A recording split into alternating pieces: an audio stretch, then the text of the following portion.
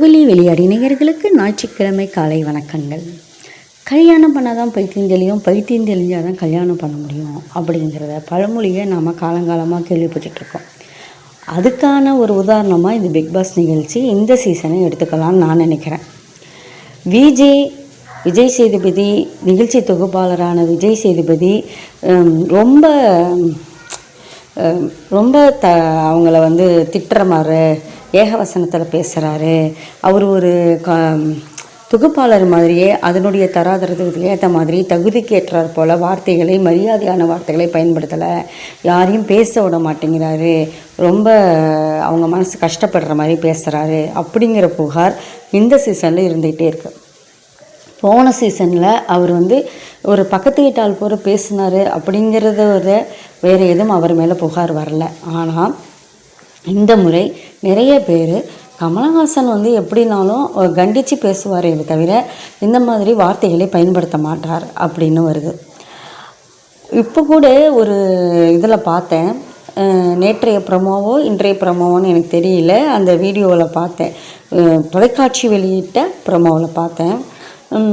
திவாகரை பார்த்து விஜய் சொல்கிறாரு, டாஸ்க் பண்ணுறதுக்கு வக்கீல்ல நீங்கள் இது பேசுகிறீங்களா, என்னமோ ஒன்று பண்ணியிருக்கிறாரு, அதுக்கு பேசுகிறார். அவங்க போட்டியாளரை கண்டிப்பது தவறு கிடையாது.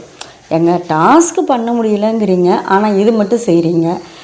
நீங்கள் டாஸ்க் பண்ண தானே பிக் பாஸ் வீட்டுக்கு வந்தீங்க அப்படின்னு கேட்டாவே போதுமானது. அதையே கூட கொஞ்சம் நல்லா கோமா கூட கேட்கலாம். ஆனால் டாஸ்க் பண்ணுறதுக்கு வக்கு இல்லை அப்படின்னு சொல்கிறது ஒரு நிகழ்ச்சி தொகுப்பாளருக்கு தகுதியான விஷயமா அப்படிங்கிறது மிகப்பெரிய கேள்விக்குறியாக என் மனசில் வந்துடுச்சு. அதே சமயத்தில் ஏன் விஜய் இந்த அளவுக்கு பேசுகிறாரு?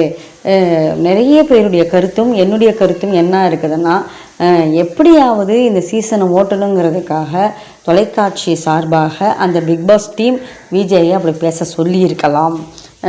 ஏதாவது ஒன்று நெகட்டிவிட்டி ப்ரமோஷன் ஆகி இந்த நிகழ்ச்சி எல்லோரும் பார்க்கணுங்கிறதுக்காக அவர் இந்த மாதிரிலாம் பேசுங்கன்னா அவங்க வற்புறுத்தி இருக்கலாம் அப்படின்னு நினைக்கிறது ஒரு பக்கம் இருந்தாலும், கல்யாணம் பண்ணாதான் பைத்தியம் தெளியும், பைத்தியம் தெரிஞ்சால் கல்யாணம் பண்ண முடியுங்கிற பழமொழி இங்கே எப்படி ஒத்து வருதுன்னா, போட்டியாளர்களுக்கு ஏற்ற மாதிரி தானே தொகுப்பாளர் பேச முடியும், தொகுப்பாளர் பேச தகுந்த மாதிரி தானே போட்டியாளர்கள் கலந்து கொள்ள முடியும்.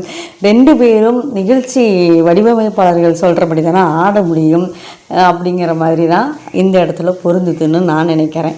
நீங்கள் என்ன நினைக்கிறீங்க? ஏன் இந்த மாதிரி போட்டியாளர்களும் தொகுப்பாளரும் தரக்குறைவான வார்த்தைகளை பயன்படுத்துகிறார்கள்? ஒரு பல்லாயிரக்கணக்கான பேர் உலக மக்கள் பார்க்கின்ற நிகழ்ச்சியில் கலந்து கொள்வதைப் போல் பேசுவதைப் போல் பேசிக்கொள்ள மாட்டேங்கிறார்களே, அவங்களுடைய தரத்தை அவங்களே ஏன் குறைச்சிக்கிறாங்க?